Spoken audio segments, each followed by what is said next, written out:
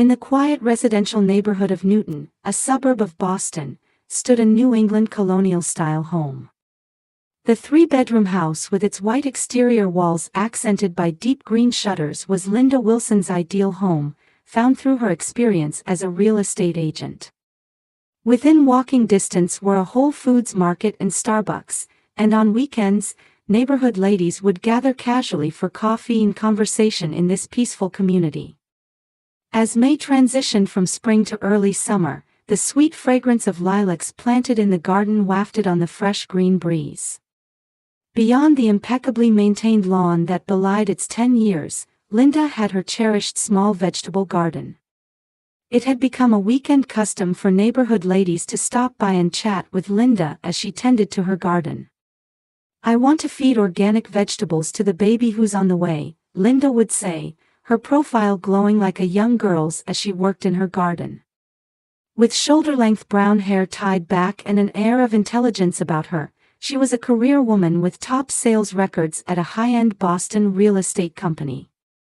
Her passion for work and sincere personality earned her clients deep trust, so much so that she was still handling important deals even during her pregnancy. Michael, her husband whom she met at an Episcopal church, was Linda's ideal man. Working as a middle manager at an IT startup, he maintained a casual startup vibe while being polite and considerate, well regarded by neighbors.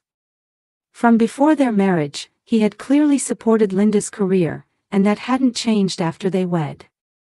"They're truly an ideal couple," people would often say, and Linda's heart would fill with happiness each time. She had a husband who understood her desire to continue her career after marriage.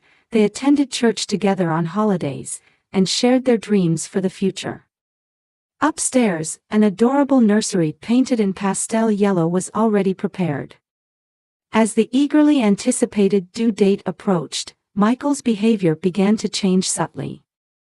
Increased overtime, frequent weekend work, and occasionally, the scent of unfamiliar perfume on his clothes. However, Linda, focused on her upcoming delivery, had no spare attention for such minor changes. After a difficult delivery, their precious daughter Emma was born. The tiny life became an irreplaceable treasure for both parents. In the clean hospital room at Beth Israel Deaconess Medical Center, Linda felt perfect happiness as she gazed at her child. Her husband remained gentle and attentive after the birth. Congratulatory messages arrived from her family in Florida, and neighbors brought homemade casseroles. Everything was wrapped in warmth. However, that happiness was fragile and fleeting, like the last lilacs blooming at the end of May. On a peaceful May afternoon, a taxi departed from Beth Israel Deaconess Medical Center, heading slowly toward Boston's suburbs. In the front passenger seat sat a paper bag filled with postpartum care items prepared by the nurses, while Linda cradled newborn Emma in the back seat. "The baby looks just like you," said the taxi driver, who appeared to be Haitian, offering a gentle smile through the rearview mirror. "I'm a father of 3, but nothing is more lovely than a newborn baby." Emma slept peacefully, wrapped in a white blanket. Despite the difficult delivery, she looked surprisingly healthy. Linda thought her tiny lips occasionally moving looked like an angel smiling. "Thank you," Linda smiled gently. "She's a girl." Glancing at her smartphone screen, she noticed the battery was at 5%. She had forgotten to charge it in the post-delivery rush. "I should send Michael a message before we arrive," she thought, beginning to type. "We'll be home soon. Emma's been sleeping the whole time. Love you." The moment she pressed send, the screen went dark. "Well, we'll be home soon anyway," Linda thought dismissively, turning her attention back to her daughter's sleeping face.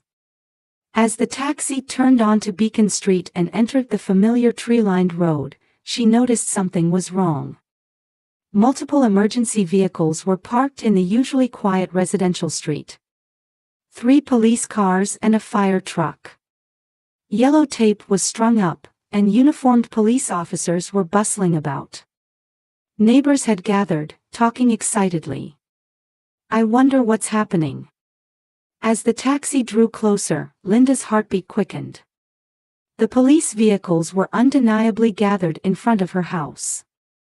The white colonial-style house was completely surrounded by yellow tape. Is this all right here? The driver asked anxiously. Yes, thank you. Linda carefully got out while holding the baby.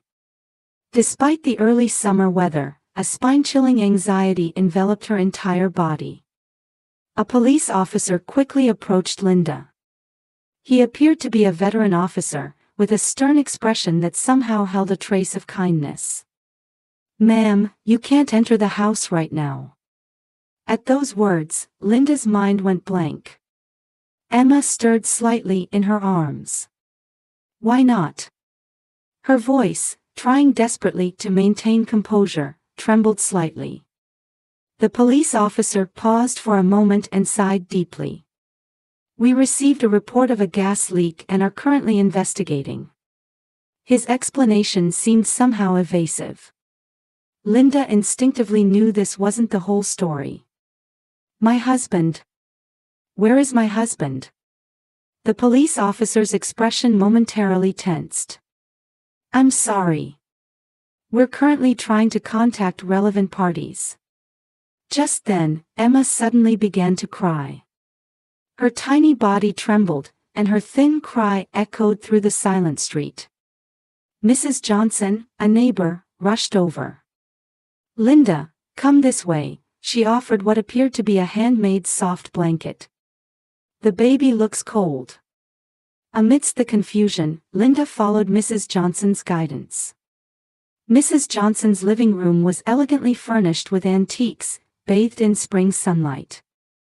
Photos, presumably from her younger days, adorned the walls, and pictures of grandchildren lined the mantelpiece. She efficiently created a space for Linda and Emma. Shall I warm some milk? Mrs. Johnson called from the kitchen. For when the baby wakes up. Before Linda could answer, a young police officer entered the room. Ma'am, may I speak with you? The officer's nameplate read, Sarah Murphy. She conveyed a motherly warmth within her professional demeanor. First, let me explain the situation, Officer Murphy began, opening her notebook. Around 1 p.m. today, we received a report of a young woman breaking into your home. The living room clock quietly showed 3 o'clock. Emma slept peacefully, wrapped in the soft blanket Mrs. Johnson had provided. The report came from Mrs. Brown across the street. She witnessed an unknown young woman entering your house. After hearing sounds of objects being thrown and smelling gas, she immediately contacted the police. Linda pictured Mrs. Brown, who often worked in her garden. She was an active member of the neighborhood watch, always vigilant about community safety. Initial investigation has confirmed the following points, Officer Murphy continued, carefully explaining each detail. First, the kitchen window was broken. The gas stove appears to have been deliberately damaged. There's also significant damage to indoor furniture. Linda felt a constricting pain in her chest. The perfect life she had believed in until yesterday was suddenly crumbling. Also, your husband's car was found in the home's parking space. Michael had said he was leaving early for an important meeting this morning. His phone? Linda asked in a hoarse voice. It was left in the car. There are multiple missed calls and unread messages. Just then, Emma began to cry softly. As Linda picked her up, Mrs. Johnson appeared with the warmed milk. Linda, let's take a break, she said gently. The police can wait that long, can't they? Officer Murphy nodded understandingly. Of course. The baby's care comes first. After Emma finished feeding and fell back asleep, another police officer entered the room with new information.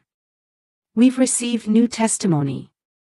Multiple witness accounts match regarding the characteristics of the suspected woman.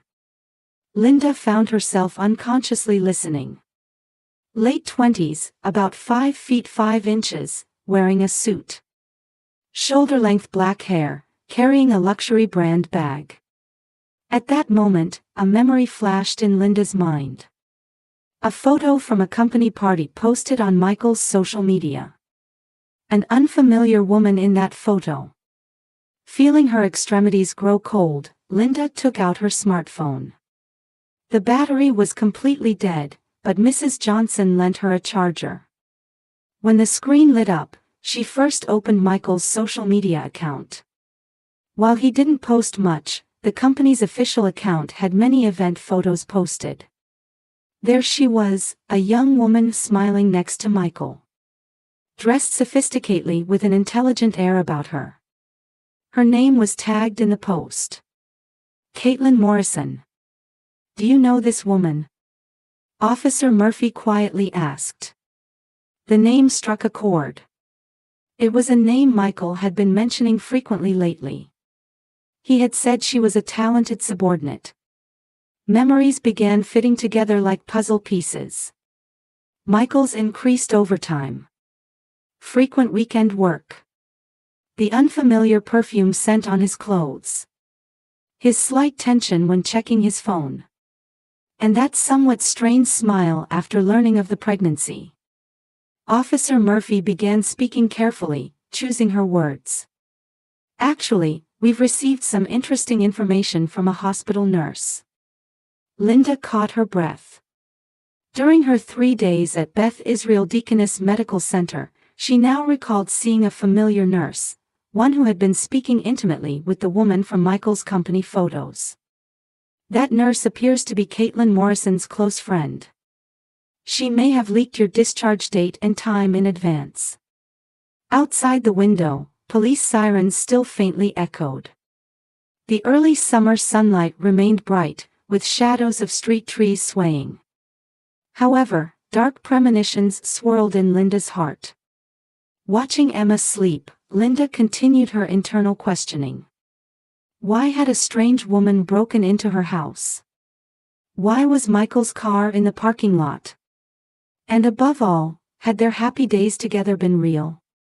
The doorbell rang, and they heard someone hurriedly entering the house. Linda's heart raced. She already knew who it was. Michael's panicked voice came from downstairs. "Linda. Where's Linda?" His voice carried a frantic quality she had never heard before. And mixed within that chaos was something unmistakably like guilt. His footsteps climbing Mrs. Johnson's stairs matched Linda's heartbeat. When Michael entered the room, the air seemed to freeze. His usually neat dress shirt was wrinkled, his tie askew. His face was pale, his eyes bloodshot. The composed man she knew was gone, replaced by someone in complete disarray. "Linda." Michael's voice trembled. "Emma, is Emma all right?" Seeing the sleeping Emma, his shoulders slumped. At that moment, he covered his face with both hands and collapsed where he stood. "I'll tell you everything," he said in a strained voice. "I can't hide it anymore." Officer Murphy quietly stood up. "Then we'll step out for a moment." But Linda shook her head. "No, please stay." Her voice was surprisingly calm, even to herself. Emma stirred slightly in her arms. The baby's warmth was her only support now. Michael heaved a deep sigh, as if unloading a burden he had carried for years. For 2 years. He began, staring at the floor. "I've been involved with Caitlin." The room's atmosphere grew heavier. "She was my subordinate. Working overtime together on projects." Michael's voice broke. "At first, I thought it was just a mistake. But the relationship continued. And then, she became pregnant." Linda's body trembled slightly at those words. Michael continued. "When I learned of your pregnancy, I made a decision. To end everything. I told Caitlin clearly that we couldn't continue our relationship. But that was just the beginning of a new tragedy. Persistent messages began arriving on Michael's phone. What about our baby? This child needs a father. At work, casual encounters increased. Chance meetings in the elevator. Being alone together in meeting rooms. Brief conversations by the coffee maker. Then the social media harassment began. Michael's voice shook. She started leaving comments on your photos. Not direct harassment, but suggestive emojis and ominous words. Linda silently opened her smartphone. Indeed, there were comments from unknown accounts on her posts, especially on the pregnancy announcement. Caitlin became increasingly desperate, Michael continued. Last week, she told me she had miscarried. The room's atmosphere grew even heavier. But that was a lie. She was still in early pregnancy. And Michael's voice caught. She had a friend at the hospital. She learned your discharge date. All the pieces were now connecting. This morning, I received a final message from her. Michael pulled out another phone from his pocket, presumably his work phone. If I can't be happy, neither can you.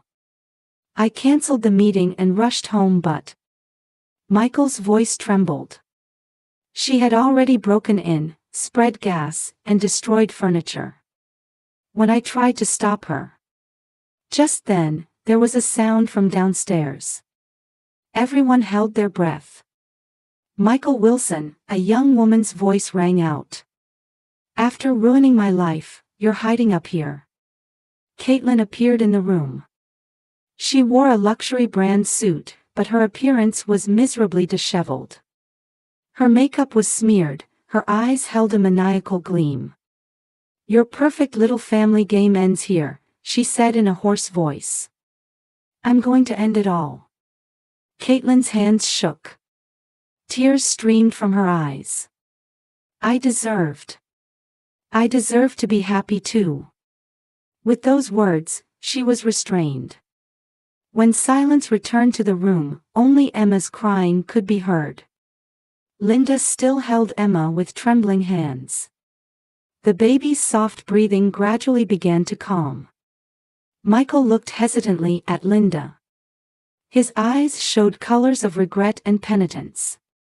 But Linda just silently continued gazing at the baby. The perfect marriage life she thought she had. The man she believed was an ideal husband. Everything crumbled in an instant. However, the weight of the small life sleeping in her arms gave her new strength. Mrs. Johnson gently placed her hand on Linda's shoulder. That warmth was now her greatest comfort. 1 year later, in May, morning light streamed into the living room of a small apartment facing Cold Spring Park. The leaves of potted plants by the window created gentle dappled shadows. Good morning, Emma. Linda lifted her daughter, who had just started toddling. At 1 year old, Emma had grown into a girl with large eyes just like her mother's and a friendly smile. Emma's first word was, Mama. Linda still vividly remembered that moment. Her parents, who had rushed from Florida, were also present for that memorable occasion. A pleasant aroma wafted from the coffee maker in the kitchen. She had replaced the one from their previous house with a new one perfectly sized for this compact kitchen. But the changes weren't just in appliances. After the incident, Caitlin Morrison's trial began. A psychiatric evaluation revealed she had been under severe stress. However, it was also clear that the crime was premeditated. Eventually, she received a 3-year suspended sentence. Additionally, she was ordered to undergo mandatory counseling and relocate outside Massachusetts. During the trial, it was revealed that she had miscarried early in her pregnancy. When Linda learned this fact, she was struck by complex emotions. Amidst mixed feelings of hatred and sympathy, she made one decision. I can't forgive, but I won't continue to hate. This was also for Emma's sake. Michael completely lost his credibility at work. He was demoted and ultimately forced to change companies. He pays child support reliably. The divorce proceeded smoothly, and regular visits with Emma are now arranged through lawyers. Our marriage is over, but you're still Emma's father. When Linda told him this, Michael could only nod with a choked voice. Changes also appeared in relationships with those around her. Mrs. Johnson still brings homemade casseroles once a week. Her grandchildren often visit as playmates for Emma. Linda maintains connections with the nurses from Beth Israel Deaconess Medical Center through a parenting circle. Work has gradually gotten back on track. Starting with 3 days a week part-time, she's now returned to real estate work full-time. With her parents taking turns helping out, she's slowly getting used to balancing work and childcare. This Sunday is your baptism at church. Linda spoke softly while settling Emma into her high chair. The baptism at the Episcopal Church would be a celebration for the entire community. The preparations were already complete. On the kitchen counter lay invitations for Emma's first birthday party. A small celebration with neighborhood children and friends from the parenting circle. Simple, but sure to be a warm gathering. Good morning, Linda. The doorbell rang, and Thomas Singleton's voice could be heard. He was a colleague from the real estate company, and they had gradually grown closer recently. His gentle demeanor and sincere personality had even won Emma over. But it was still too early for romance. Taking things one step at a time was just fine. While preparing breakfast, Linda looked out the window. It was May, the season of fresh greenery and the scent of lilacs. This time last year, her life had been thrown into turmoil. But now, she was seeing a different landscape. As a mother. As a woman. And as a strong individual. Emma laughed in the sunlight. Her innocent smile warmed Linda's heart. Having lost her perfect family, she had found a new kind of happiness. It was a future that, despite its scars, was filled with genuine hope. Well, Emma. Let's make today another wonderful day. In the morning light, a new day for mother and daughter quietly began.